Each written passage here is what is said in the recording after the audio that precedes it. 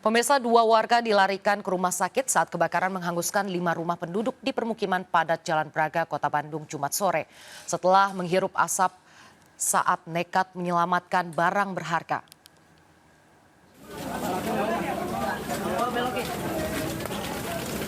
Dua warga korban kebakaran mengalami sesak nafas langsung dilarikan ke rumah sakit terdekat. Keduanya menghirup asap pekat saat nekat menyelamatkan barang berharga dari rumahnya yang terbakar di kawasan Gang Afandi, Kelurahan Braga, Kota Bandung.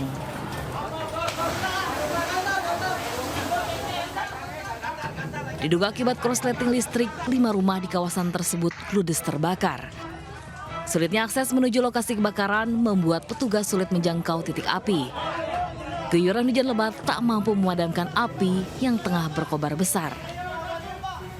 Memang karena kita kemarin kan baru tertimpa musibah banjir ya. Apakah itu dari kabel listrik yang tidak terawat ke bawah? Karena konsletingnya tidak mungkin lah karena kejadiannya di rumah kosong ya, tidak ditempati. Tidak ada korban jiwa dalam kejadian tersebut, namun puluhan warga kini kehilangan tempat tinggal. Dari Bandung, Jawa Barat, Ervan David, iNews melaporkan. Diduga akibat balapan di jalan tol, sebuah truk bermuatan cabai menabrak truk tangki gandeng di jalan tol Madiun, Jawa Timur. Kerasnya tabrakan menyebabkan sopir truk cabai tewas terjepit badan truk yang ringsek.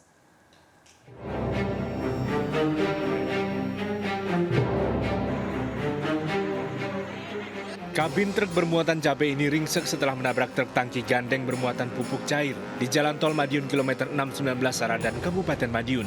Menurut keterangan supir truk tangki gandeng, saat kejadian dirinya sedang melaju di jalur lambat dari arah Surabaya menuju Madiun. Dari arah belakang muncul 4 truk yang saling balapan dengan kecepatan tinggi. Truk bermuatan cabai berusaha mendahului truk di depannya lewat sisi kiri. Naas, supir truk cabai tidak menyadari ada truk tangki gandeng yang berjalan di jalur lambat. Tidak sempat menginjak rem, langsung menghantam truk tangki gandeng. Kerasnya tabrakan membuat badan truk cabai ringsek. Sopir truk cabai tewas terjepit. Terus tahu di situ udah melakukan enak-enak kalau kaget sudut. Itu awalnya memang truk ini balapan gitu? Balapan Lombok itu biasa balapan. Ada berapa truk Pak tadi? 4 truk. Itu belakang sendiri. Proses evakuasi truk cabai yang terjepit memakan waktu hingga 5 jam. Setelah berhasil dievakuasi, jenazah korban langsung dibawa ke RSUD Caruban Madiun. Dari Madiun, Jawa Timur, Arif Wahyu, iNews melaporkan. Tak terima istrinya dipecat sebagai tenaga honorer di sebuah rumah sakit, seorang calon legislatif DPRD Sumatera Barat cekcok dengan Bupati Solok Epriardi Asta. Cekcok terjadi saat kunjungan kerja Bupati ke Kecamatan Gunung Talang, Kabupaten Solok. Inilah situasi saat Bupati Kabupaten Solok Epriardi Asta terlibat cekcok dengan seorang caleg DPRD Sumatera Barat. Cekcok terjadi saat kunjungan kerja Bupati di Nagari Koto Gandang Guguk, Kecamatan Gunung Talang, Kabupaten Solok, Sumatera Barat. Caleg dari Partai Gerindra Dapil 7 Sumatera Barat, Bahul, mempertanyakan kepada Bupati Solok tentang pemecatan istrinya yang selama ini bekerja sebagai honorer di Rumah Sakit Umum Arosuka Solok. Caleg dari Partai Gerindra tersebut mempertanyakan sikap Bupati yang dianggap telah semena-mena melakukan pemecatan terhadap Wali Nagari, Kepala Jorong, Satpol PP dan istrinya yang diduga tidak berpihak kepada partai yang diusung oleh keluarga Bupati. Ketika ada pihak-pihak yang dianggap tidak mendukung, beliau mulai panik dan melakukan tindakan-tindakan yang menurut saya bisa seperti penekanan. Tapi karena kemarin itu memang sudah menyangkut keluarga saya, maka saya pada akhirnya merelakan diri untuk menanyakan Bupati sehingga terjadi semacam debat yang panas dengan Bupati. Itu yang terjadi kemarin. Kericuhan pun terjadi saat keduanya tersebut sama-sama terpancing emosi dan terlibat saling dorong dan berujung dilerai oleh petugas kepolisian. Dari Padang, Sumatera Barat, Budi Sunandar melaporkan. Ratusan ribu relawan dan pendukung Ganjar Mahfud hadir dalam kampanye akbar dan konser hajatan rakyat di Gelora Bung Karno, GBK Senayan, Jakarta yang dimulai pukul 12.30 siang ini. Grup band legendaris Slank, Kotak, dan sejumlah musisi papan atas juga siap memeriahkan acara. Seperti apa persiapan konser Salam Metal di sana? Sudah bergabung bersama kami Salam Rahmat dari GBK Senayan, Jakarta. Selamat siang, Salam. Bagaimana kemeriahan di sana? Iya, baik, selamat siang Nadia dan juga pemirsa. Inilah situasi terkini dari Gelora Bung Karno, Jakarta dalam rangka memeriahkan kampanye akbar yang bertajuk Hajatan Rakyat atau Harapan Jutaan Rakyat dan juga konser Salam Metal 03 menang total. Di mana diprediksi jumlah massa yang hadir dari relawan pendukung Ganjar dan juga Mahfud di Gelora Bung Karno, Jakarta ini bahkan mencapai kurang lebih 134.000 yang datang dari Jakarta, Banten, dan juga Jawa Barat. Namun kalau dari pantauan kami di lapangan, Nadia dan juga pemirsa, bahwa massa yang hadir ini tidak hanya dari 3 kota itu saja, melainkan juga dari kawasan lainnya. Seperti tadi kami juga sempat berbincang dan juga bertemu dengan sejumlah massa pendukung yang berasal dari Jawa Tengah dan juga Jawa Barat. Di mana dapat kami informasikan juga bahwa massa ini memang sudah hadir bahkan sejak pagi hari tadi, yang bahkan tak sedikit juga massa yang sudah datang ini dengan menggunakan bus yang juga sudah disewanya selama kurang lebih 1 hingga 2 hari yang lalu begitu. Dan Nadia dan juga pemirsa, ini dapat kami sampaikan juga bahwa hingga saat ini pun, hingga siang hari, bahwa massa ini makin siang makin ramai berdatangan untuk bisa masuk dan juga menempati posisi tempat duduk masing-masing di kawasan Gelora Bung Karno, Jakarta ini. Yang mana kalau kita lihat di sebelah kiri saya, Nadia dan juga pemirsa, bahwa massa ini memang sudah hampir memenuhi area tempat duduk yang sudah disediakan, lantaran nantinya pada pukul 12.30 waktu Indonesia bagian Barat nanti acara ini akan dimulai dengan menampilkan beberapa hiburan dan juga pertunjukan yang menarik tentunya. Dan nantinya juga kita akan mendengar secara seksama begitu, Nadia dan juga pemirsa, bahwasanya pada sore hari nanti Capres nomor urut 3 Ganjar Pranowo dan juga Cawapres yakni Mahfud MD ini akan menyampaikan orasi politiknya di hadapan massa di kawasan Gelora Bung Karno, Jakarta ini. Kita akan saksikan secara bersama apa saja yang nantinya akan disampaikan, dan tentunya ini akan menarik sekali karena banyak sekali penampilan yang akan ditampilkan begitu, baik dari artis maupun juga dari kalangan musisi yang tentunya akan menghibur bagi masyarakat yang menonton di kawasan Gelora Bung Karno, Jakarta ini.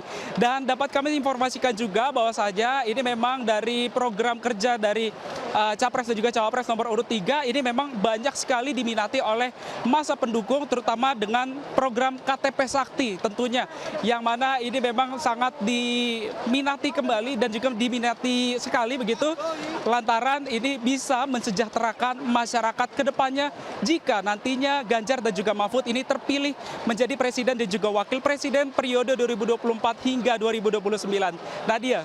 Baik, terima kasih Salam, melaporkan langsung dari GBK Senayan, Jakarta. Selamat bertugas kembali. Sementara itu pemirsa, ribuan pendukung Ganjar Mahfud juga memenuhi kawasan Bulungan Blok M, Jakarta Selatan tadi malam.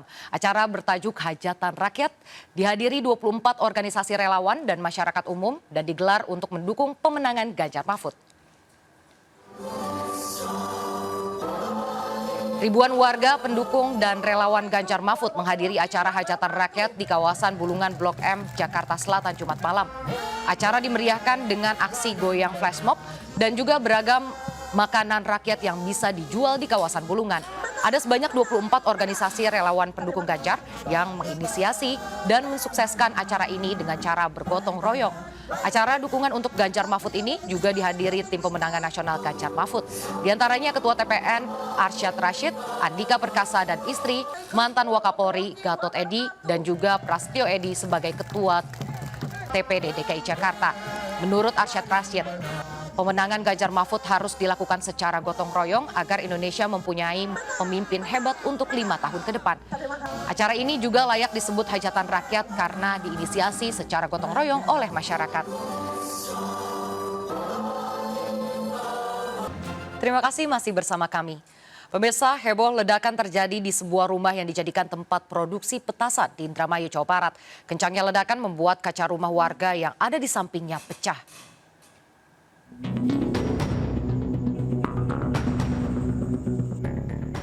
Ledakan menghancurkan rumah berukuran 4x5 meter di Desa Teluk Agung, Kabupaten Indramayu, Jawa Barat. Kuatnya ledakan membuat kaca rumah warga yang ada di sampingnya pecah. Ledakan berasal dari bahan peledak yang digunakan untuk membuat petasan dan kembang api. Saat olah TKP, polisi menemukan petasan dan selongsong petasan yang terbuat dari kertas. Dan diketahui pula bahwa gubuk tersebut biasa digunakan untuk home industry, petasan, dan juga kembang api. Saat ini kami sudah mengetahui pemilik tempat tersebut, Pak inisial S ini, dan posisinya memang tidak berada pada saat itu di gubuk tersebut. Ya. Tidak ada korban, namun kerugian akibat ledakan mencapai puluhan juta rupiah. Polisi masih memeriksa sejumlah saksi serta pemilik rumah pembuat petasan dan kembang api tersebut. Dari Indramayu, Jawa Barat, Toy Iskandar, iNews melaporkan. Pemirsa, warga menyaksikan rekonstruksi pembunuhan mutilasi bocah SD yang dilakukan bibinya di Bolaang, Mongondo Timur, Sulawesi Utara. Pembunuhan dipicu lantaran pelaku ingin menguasai perhiasan korban.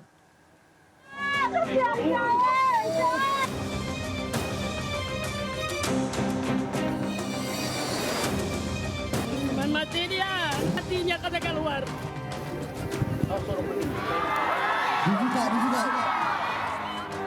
Warga meneriaki pelaku Arnita Mamonto saat melakukan rekonstruksi pembunuhan terhadap Tilva Azahra Mokago, bocah berusia 8 tahun, keponakannya. Polisi mengawal ketat jalannya rekonstruksi yang digelar di halaman Mapores Bolaang, Mongondo Timur. Saat rekonstruksi, pelaku memeragakan 50 adegan hingga membunuh korban secara mutilasi. Sadis, tubuh bocah mungil tersebut ditemukan dengan bagian kepala terpisah di perkebunan kelapa yang berada 300 meter dari permukiman warga. Ironis, pelaku yang merupakan bibi korban merencanakan pembunuhan demi menguasai perhiasan korban. Nenek korban yang menyaksikan jalannya rekonstruksi meminta pelaku dihukum berat. Berharap apa, Mak? Berharap apa? Mati dia, hatinya kata keluar. Iya. Yang kata keluar dia kasihan. Sampai cucu dia rapotok begitu. Mama cucu itu? Sampai cucu. Sementara ibu korban tak hadir lantaran tak sanggup menyaksikan pembunuhan anak kesayangannya. Rekonstruksi dipindahkan di sini, kenapa, Bang? Karena mengingat istilahnya situasi keamanan baik dari pelaku dengan keluarga pelaku yang ada di TKP, karena rumah mereka hanya berbeda selang satu rumah. Skenario pembunuhan diawali saat pelaku mengajak korban mengambil sayur di perkebunan kelapa tak jauh dari permukiman. Saat berjalan kaki, korban yang merasa sakit kakinya meminta digendong oleh pelaku. Namun setibanya di lokasi, pelaku Arnita menjatuhkan korban dan menindihnya. Usai membunuh, pelaku mengambil perhiasan korban dan membuang barang bukti pisau. Pelaku Arnita lalu pulang ke rumah untuk mandi dan menjual perhiasan korban. Uangnya digunakan untuk membeli handphone dan keperluan anaknya. Pelaku Arnita ditahan di Mapores Bolaang, Mongondo dan terancam hukuman mati. Dari Bolaang, Mongondo, Sulawesi Utara, Risnanda Benjang melaporkan. Pemirsa, viral perayaan ulang tahun mewah Bak Kerajaan berlangsung di Palembang, Sumatera Selatan. Pesta digelar oleh seorang mantan kepala desa asal Kabupaten Oki untuk anak tunggalnya yang berulang tahun ke-17.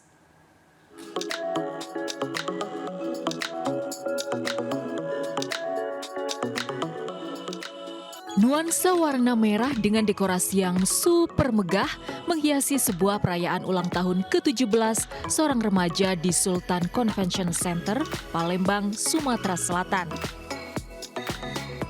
Bak Putri dari negeri dongeng, sang pemilik acara Tali Kasih atau kerap disapa Kasih, juga terlihat anggun dengan balutan gaun merah nan mewah. Di hari spesialnya, remaja putri yang telah memasuki usia 17 tahun ini mendapat kado ulang tahun spesial, sebuah mobil mewah seharga 2,1 miliar dari sang ayah. Sang ayah, Edi Suwiro, merupakan seorang mantan kepala desa asal Desa Sungai Tupak, Kabupaten Ogan Komering Ilir, dan sudah purna tugas sejak 2021 lalu. Namun menurut Kepala Dinas PMD Kabupaten Oki, ayah Tali Kasih ini ternyata merupakan pengusaha mapan di bidang alat berat dan sukses jauh sebelum menjadi kepala desa.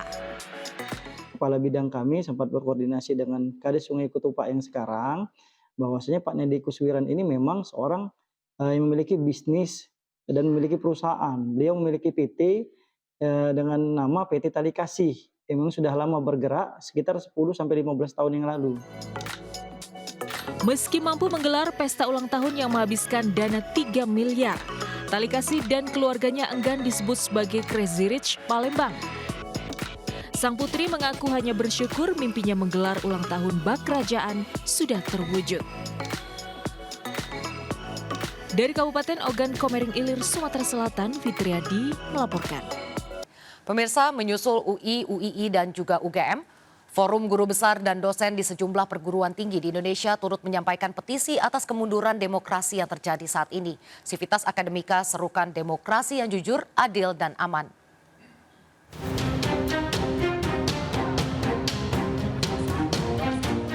Sejumlah guru besar, dosen dan mahasiswa Universitas Andalas Padang, Sumatera Barat mengeluarkan pernyataan sikap manifesto untuk penyelamatan bangsa.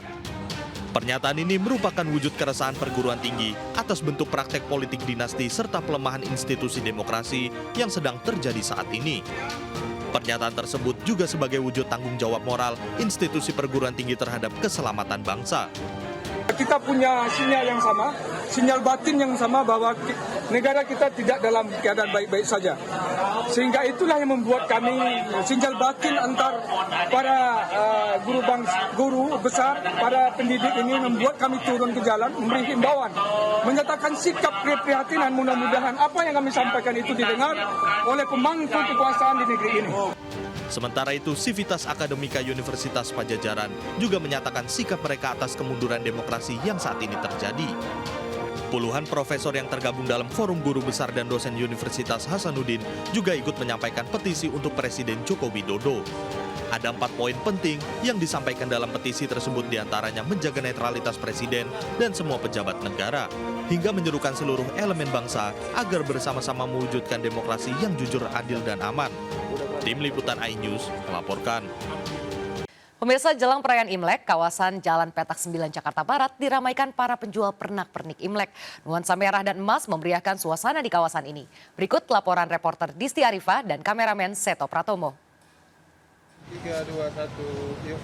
Pemirsa, jelang perayaan Imlek 2575 yang jatuh pada 10 Februari nanti, kawasan Jalan Petak 9 Jakarta Barat ini sudah mulai diramaikan oleh para pedagang yang berjualan pernak-pernik khas Imlek. Memang suasana di area sini terasa begitu kental untuk nuansa Imleknya, seperti yang bisa kita jumpai beragam jenis ornamen-ornamen seperti ada lampion, kemudian banyak sekali adanya hiasan-hiasan gantung ataupun juga hiasan dinding yang mayoritas ini didominasi oleh warna merah dan juga warna emas. Kemudian juga selain itu ada angpau yang tentunya angpau ini menjadi paling diminati oleh para pembeli karena juga selain kebutuhan untuk Imlek tentunya harga yang ditawarkan ini juga cukup murah dan variatif. Untuk angpau sendiri ini berkisaran di harga Rp5.000. Sementara untuk harga lampion ini bisa mencapai di Rp300.000. Pemirsa, tadi juga para pedagang menyampaikan bahwa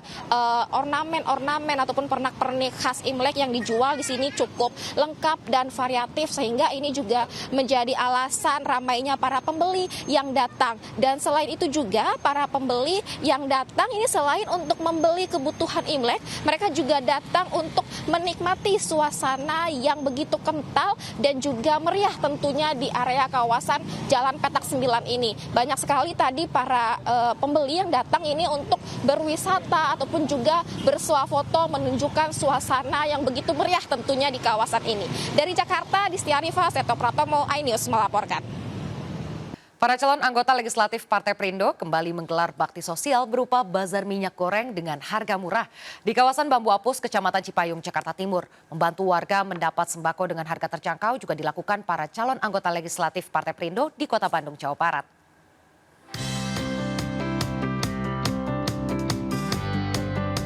Partai yang dikenal peduli rakyat kecil, Partai Perindo menawarkan minyak goreng dengan harga terjangkau pada acara bazar sembako murah di kawasan Bambu Apus, Kecamatan Cipayung, Jakarta. Bakti sosial diinisiasi Caleg DPR RI Dapil DKI Jakarta 1, Yan Abraham D. Manalu, dan Andre Irawan Simbolon, Caleg DPRD Dapil Jakarta 6 dari Partai Perindo. Yang dibutuhkan warga itu kebutuhan pokok memang. Salah satunya adalah kebutuhan pokok, kemudian kemudahan dalam berdagang, berusaha, dan kita mencoba mengakomodir itu dalam kesempatan ini. Termasuk pendidikan dan kesehatan juga. Kita caleg bukan hanya dengan tim ses saja, tapi kita caleg juga terjun langsung, bertemu dengan menyapa warga, bertemu, dan mereka juga bisa memiliki keterikatan. Bazar murah minyak goreng juga digelar Caleg DPR RI Dapil Jabar 1 Ferry Kurnia, Caleg DPRD Jabar Dapil Kota Bandung Kota Cimahi Marliana Santi, serta Caleg DPRD Kota Bandung Dapil 6 Feti Ernestine di Jalan Sumbersari Kota Bandung. Hanya dengan Rp5.000 serta KTA Partai Perindo berasuransi, warga bisa tebus murah 1 liter minyak goreng. Aktivitas ini yang mudah-mudahan tidak hanya sebatas pada momen kampanye saja, tapi setelah kampanye pun kita akan lakukan. Dan kita berharap masyarakat di sini juga melihat bahwa Partai Perindo memang memberikan aksi nyata kepada masyarakat. Warga Kota Bandung dan Cimahi juga diajak untuk tidak golput dan memilih Partai Perindo pada pemilu 2024 mendatang. Tim Liputan iNews melaporkan. Pemirsa, kejadian unik terjadi saat bazar murah minyak goreng Partai Perindo yang digelar di Kota Medan, Sumatera Utara. Para caleg Partai Perindo ini diundang ke pesta pernikahan oleh warga Medan Deli.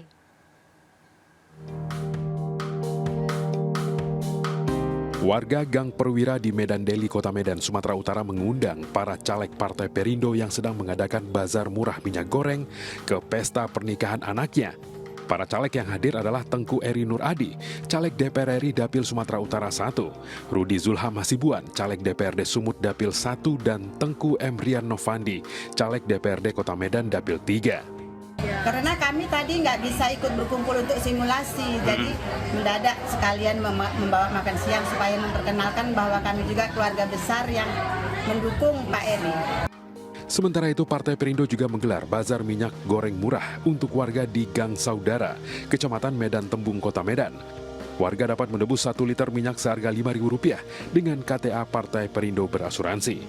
Antusias masyarakat itu menginginkan harga-harga murah, karena melihat sekarang bahan baku yang cukup mahal.